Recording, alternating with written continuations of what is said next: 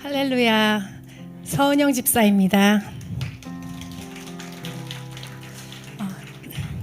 저는 작년과 올해 하나님의 부르심 가운데 몽골에 다녀왔습니다.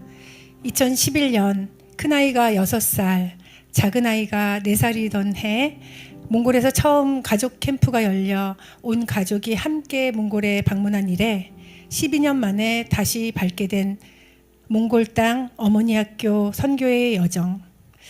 결혼 전 몽골 선교가 자주 있던 시기에 가보았던 몽골은 차선 하나 없는 비포장 도로에 한국에서 버려진 듯한 시내 버스들이 서울의 정류장 이름 그대로 써있는 채 시커먼 배기가스를 뿜어내며 울란바토르 시내를 돌아다니고 석탄 연료를 떼서 그런지 도시 전체가 쾌쾌한 매연으로 눈앞이 뿌옇고 또 숨쉬기도 힘들었었는데, 그때와는 다르게 너무나 다르게 정비되어진 도로와 빌딩 숲들로 즐비한 놀라운 광경이 낯설게 느껴졌습니다. 작년 처음 하나님께서 몽골로 부르신다고 느꼈을 때 왜 부르실까? 하나님께서 그곳으로 저를 부르시고 제가 그곳에 가서 보거나 듣거나 알아야 하는 것이 있는지 여쭈며 기도했습니다. 사실 그때는 남편이 오랫동안 운영하던 사업체를 내려놓고 남편과 저는 알 수 없는 이끌림으로 날마다 시시각각으로 몰려오는 큰 파도와 같은 문제를 직면하게 되었던 시기였습니다. 저희 부부는 마음의 평안을 찾고자 하나님만 바라보며 한 걸음씩 조심스럽게 하루하루를 살아내고 있는 형편이었습니다. 동시에 첫째 아이가 고3으로 대입 원서를 쓰는 기간이라 엄마인 제가 집을 비울 수 없는 매우 복잡하고 분주한 시간들이었습니다. 그 시간에 몽골로 가는 것이 맞지 않다고 생각하면서도 하나님께 여쭈었을 때 하나님께서는 남편과 가족의 배려와 승낙으로 응답해 주셨습니다. 몽골에 도착해 몽골 올리브 교회에 들어서며 이내 마음 깊은 곳에서 경이로움이 차올랐습니다. 교회에 들어서는 순간 몽골 교회를 위하여 헌신하시다 한국으로 떠나게 되신 여러 목사님들이 모습이 주마등처럼 떠올랐고, 이곳 몽골 올리브 교회 성도들과 함께 하며 힘겹지만 최선을 다해 사역을 이어가고 있는 수의 채기 전도사님 부부를 배웠을 때 마음속 깊이 뭉클함이 몰려왔습니다.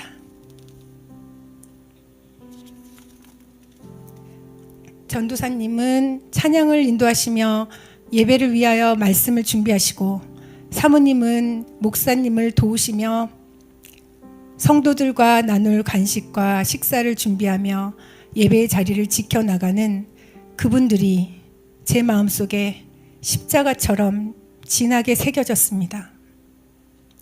묵묵하게 피 흘리시며 두려움과 부담을 내려놓으시고 희생과 책임감으로 고통을 통과해 내시며 구원의 십자가의 길을 걸어가신 예수님처럼 이분들을 어떻게 도울 수 있을까? 이분들을 도울 무엇이라도 해야겠구나. 그곳에서 제가 할 수 있는 건 기도 외에는 다른 어떤 것이 없었기 때문에 기도하고 또 기도하며 하나님 아버지께 몽골 올리브 교회가 교회로서 주님의 십자가가 온전하게 세워져 구원과 생명을 전하는 몽골의 소망이 되기를 간구하였습니다. 그렇게 하나님의 꿈을 이루어가는 교회가 되기를 바랬습니다.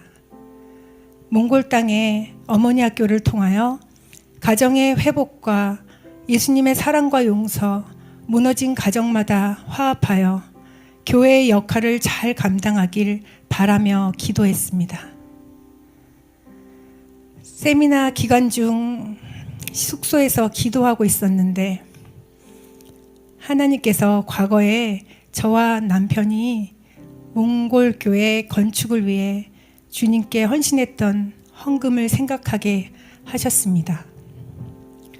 살면서 주님께 드린 물질에 대한 생각을 잊어버리고 살았기에 기도하던 중 생각이 나니 다시금 그 시간 앞으로 마주하며 나아가게 되었습니다.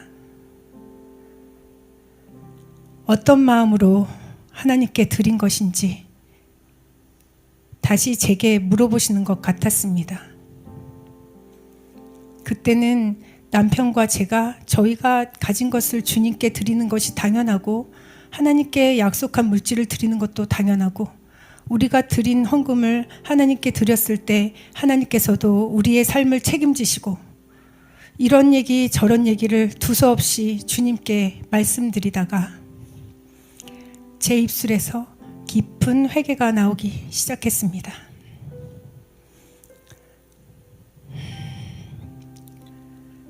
주님, 사람을 보았습니다. 죄송합니다. 주님, 그 물질의 중심이 저였습니다. 죄송합니다. 그 모든 것의 중심이 주님이 되지 못한 것 같습니다. 주님, 죄송합니다. 이렇게 말로는 다 담을 수 없는 회개와 죄송한 마음의 눈물이 끊임없이 흘러나왔습니다. 저의 회개의 기도가 잠잠해질 즈음 주님이 저에게 위로하시며 무언가 말씀해 주시는 것 같았습니다. 열심히 일하던 생업의 자리가 없어졌을 때 단돈 얼마도 얼마나 아쉽고 크게 느껴지는지, 직원들 월급을 때에 맞춰 주느라 전전긍긍하며 안간힘을 쓰던 남편의 모습을 떠오르게 하시며 얼마나 많은 어려움 가운데서도 가족을 위하여 누구에게도 말 못하며 아둥바둥 살아왔는지 다 알고 있다. 단돈 얼마라도 너희들에게 필요한 물질이 없을 때에 죽을 것 같이 힘겨운 시간들을 버텨내느라 가슴 졸이던 그 시간을 보았다. 너희가 어려울지 힘들지 얼마나 애태울지 나는 알고 있단다. 나는 너희들의 그 사랑과 수고가, 그 애태움이 담겨있는 그 모든 시간과 물질들, 마음을 담아 올리는 너희들의 그 소중한 헌신들 모두 너희들의 목숨값으로 알고 있다.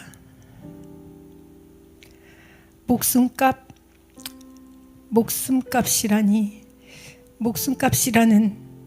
그 한 말씀으로 제 마음속에 어려웠던 마음들이 눈 녹듯이 녹아내렸고 하나님께서 세워주시는 새로운 자존감으로 자유로워지는 신비한 은혜의 시간이 되었습니다. 저의 마음 깊은 곳에 죄책감들, 죄의식들이 다 사라지고 우리의 모든 시간에 주님이 가치를 부여해 주시고 우리들의 아주 조그마한 사랑의 표현도 하나님께서는 이렇게 귀하게 여겨주시는구나. 감동이 되었습니다. 또한 하나님께서 저에게 알게 해주신 목숨값은 저뿐 아니라 함께하는 모든 분들의 시간과 물질도 그러하다는 것을 알게 해주셨습니다. 그리고 앞으로 시간과 물질을 사용하는 모든 일에 주님이 중심이 되시는, 주님만 주인 되시는 삶을 살기 원하게 되었습니다. 몽골에서의 시간들은 저에게 참으로 이 세상과 분리된 천국을 맛보는 귀한 시간이 되었습니다. 어려운 형편임에도 불신앙의 땅에서 한국 선교사들을 통하여 예수님을 영접하고 사역자로 결단한 몽골의 신앙의 1세대가 겪어내는 그 어려운 시간들을 하나님께서는 헤아릴 수 없는 가치로 여겨주실 줄로 믿습니다.